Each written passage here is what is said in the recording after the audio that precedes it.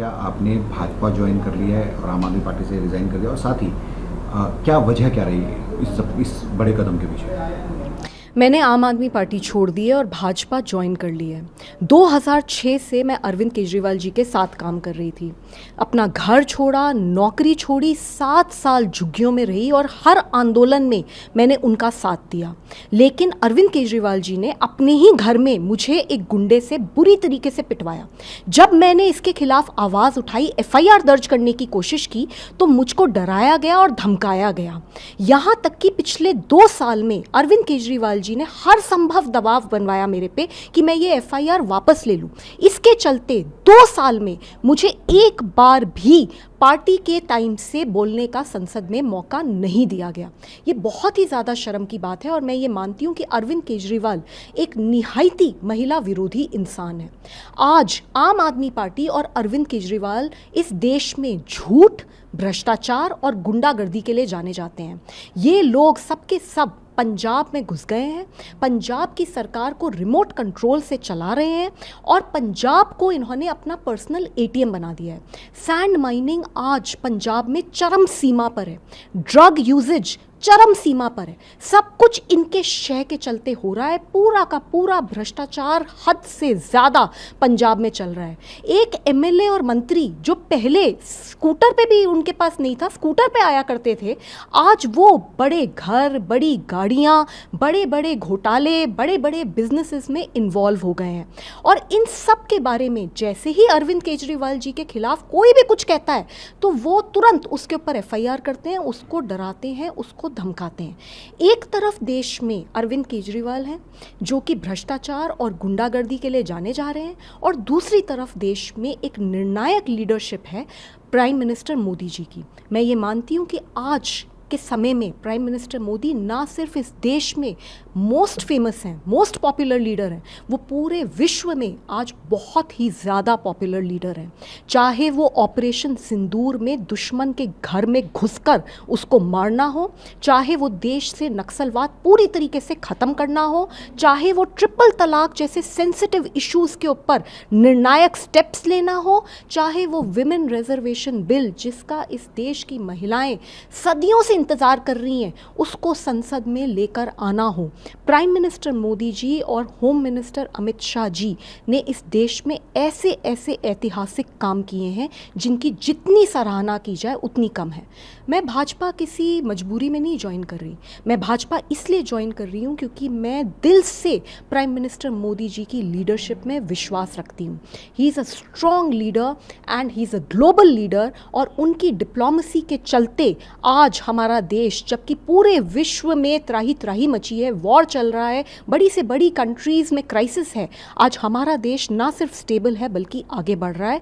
मैं सभी लोगों से जो कंस्ट्रक्टिव पॉलिटिक्स करना चाहते हैं, देश के लिए काम करना चाहते हैं, अपील करना चाहती हूँ कि वो भी बीजेपी ज्वाइन करें। आम आदमी पार्टी के नेताओं की तरफ से ये आरोप लगाए गए कि पहले आप बीजेपी को क्रिटिसाइज करते थे, अब बीजेपी के साथ पार्टी में ज्वाइन कर रहे हैं। उस पर सवाल वो लोग खड़े कर रहे हैं कि आखिर क्या ऐसी वजह रही, क्या फिर एजेंसी से डर गए, ED का नाम लिया उन्होंने, CBI का नाम लिया कि इस वजह से ये लोग डर के कर रहे हैं, या कोई लोग डर के कर रहे हैं या घबरा के कर रहे हैं, तो क्या कहेंगे आप इस पर इन आरोपों में?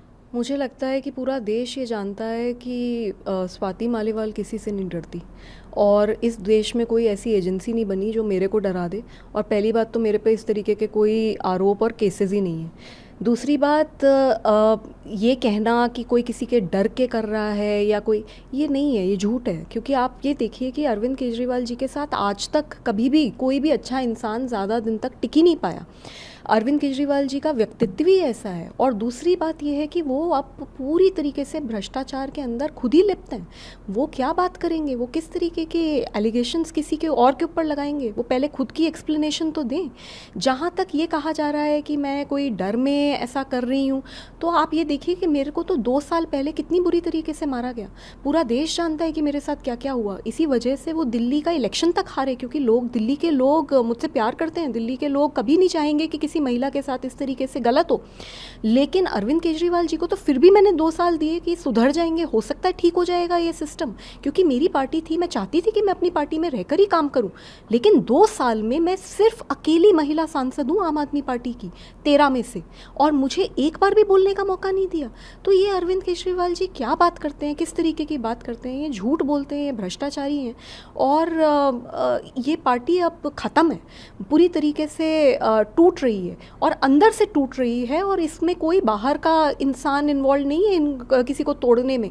ये अरविंद केजरीवाल जी उस लड़की को जो 2006 से इनके साथ काम कर रही है, झुग्गी में रही है, 7 साल दिल्ली की झुग्गियों के अंदर रही हूँ, मैं अपना घर छोड़ दिया, ऐसी लड़की को भी जब ये बुला के पीट सकते हैं तो आप खुद सोच सकते हैं कि इनके साथ कौन काम करेगा। मैम, कुछ शब्दों का प्रयोग किया गया उनकी तरफ से, गद्दार तक कहा गया, क्या कहेंगे? गद्दार वर्ड आपके भाजपा ज्वाइन करने पर, हालांकि पिछले कुछ समय से आपने बताया कि किस तरह से आपके साथ जो हुआ। देखिए, मैं ये मानती हूँ कि अगर कोई गद्दार है तो वो अरविंद केजरीवाल हैं।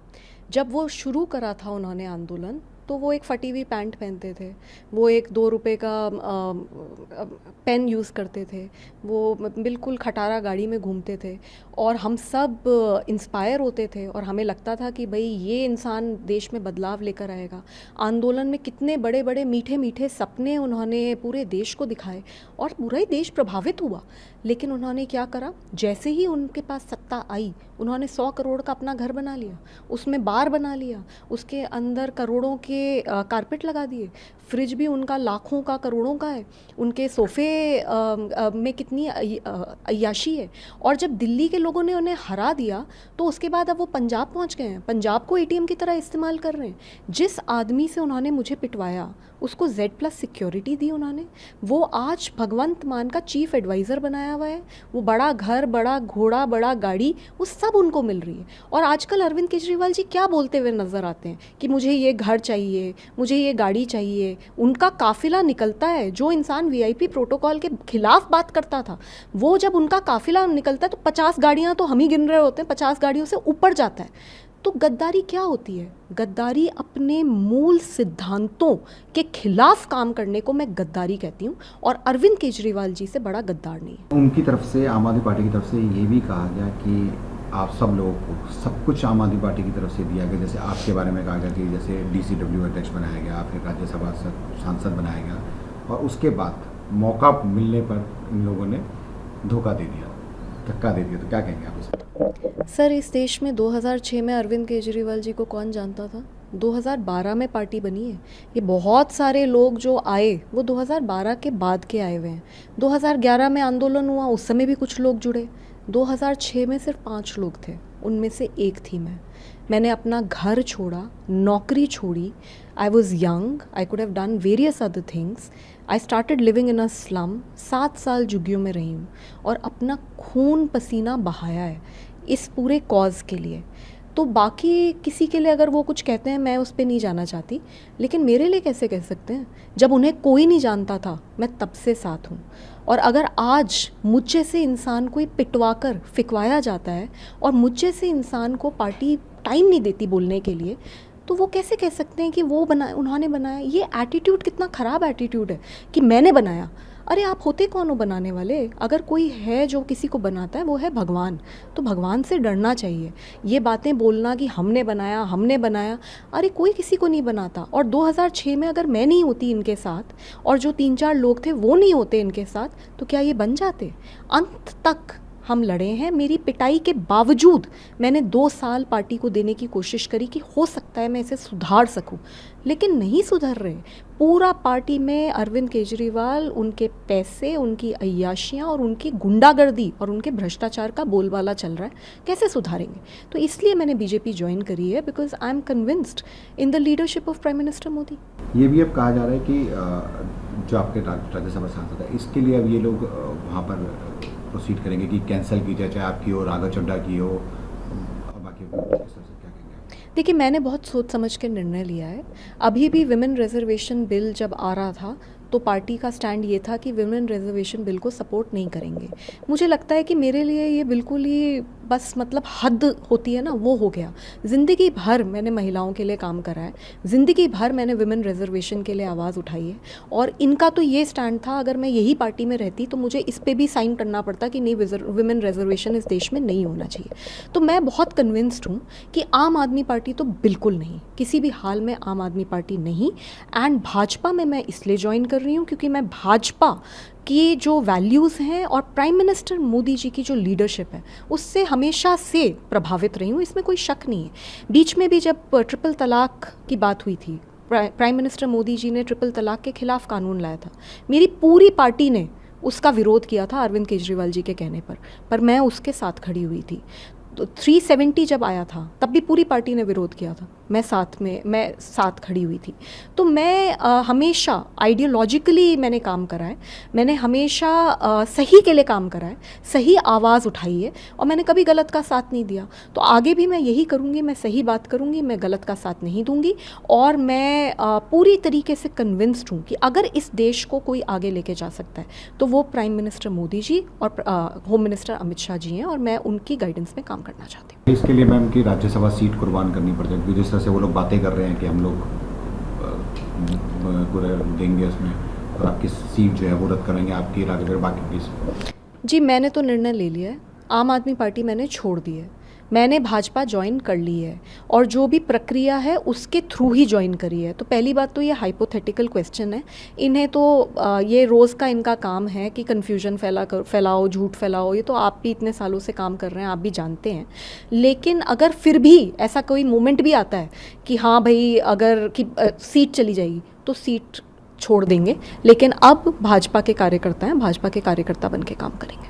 अगर बाकियों की बात की जाए जिसमें ये कहा गया, जैसे डिप्टी राज्यसभा सीट उन्होंने राघव चड्ढा से हटा के दूसरों को दी, और उन्होंने भी, अशोक मलिक साहब ने भी जो है वो छोड़ दिया, ईडी की रेड का उन्होंने हवाला दिया। तो इस तरह से चीज़ें बातें कर रहे हैं कि इस वजह से ये बाकी जितने भी जो लोग हैं वो सब एकजुट होकर पार्टी से हट रहे हैं। क्या कहेंगे आप? देखिए, मैं इसको ऐसे ही देखती हूँ क्योंकि मैं ये इनकी इस तरीके की श्रृंखला काफ़ी सालों से ऑब्ज़र्व कर रही हूँ। आप प्रशांत भूषण जी को देख लें, आप शांति भूषण जी को देख लें, कुमार विश्वास जी को देख लें, और ऐसे अनगिनत हज़ारों लाखों वॉलंटियर्स हैं जो अरविंद केजरीवाल जी के चलते हुए पार्टी छोड़ के गए हैं। तो मैं तो यही मानती हूँ कि कोई भी अच्छा इंसान अरविंद केजरीवाल जी के साथ लंबे समय तक काम नहीं कर सकता। मैंने अपनी पूरी कोशिश करी, क्योंकि मैं 2006 से थी, तो मैंने अपनी पूरी कोशिश करी कि जितना इस चीज़ को खींचा जा सके, जितना सुधारा जा सके, जितना वहीं रहकर, क्योंकि अपना घर कोई छोड़ के क्यों जाना चाहेगा, जितना वहीं रहकर काम करा जा सके, मैंने करी कोशिश।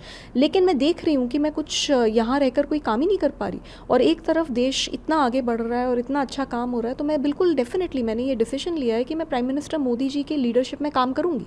राज्यसभा हो ना हो, these are immaterial things. Now मैं बीजेपी की कार्यकर्ता हूँ और बीजेपी के कार्यकर्ता के रूप में ही काम करूँगी। वैसे मैम 7 लोगों के नाम आए कि ये पार्टी छोड़ रहे हैं, अब आम आदमी पार्टी का बाकी नेता किस तरह से आप देखती हैं आम आदमी पार्टी को, क्या कहेंगे आप इस बारे में?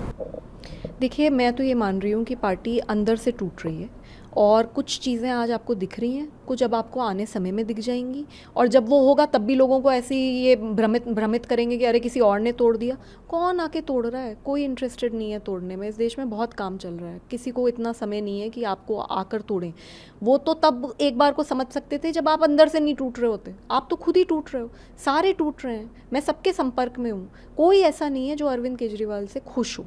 तो जो वो आदमी खुद ही अपनी हरकतों से ही लोगों को तोड़ रहा है, तो कोई बाहर का आके क्या तोड़ेगा इन्हें? बीजेपी के नेताओं की तरफ से कहा कि पंजाब में भी जितने भी विधायक हैं वो भी परेशान है, वो छोड़ सकते हैं पार्टी, हट सकते हैं। तो किस तरह से देखते हैं अगर पंजाब की हालत?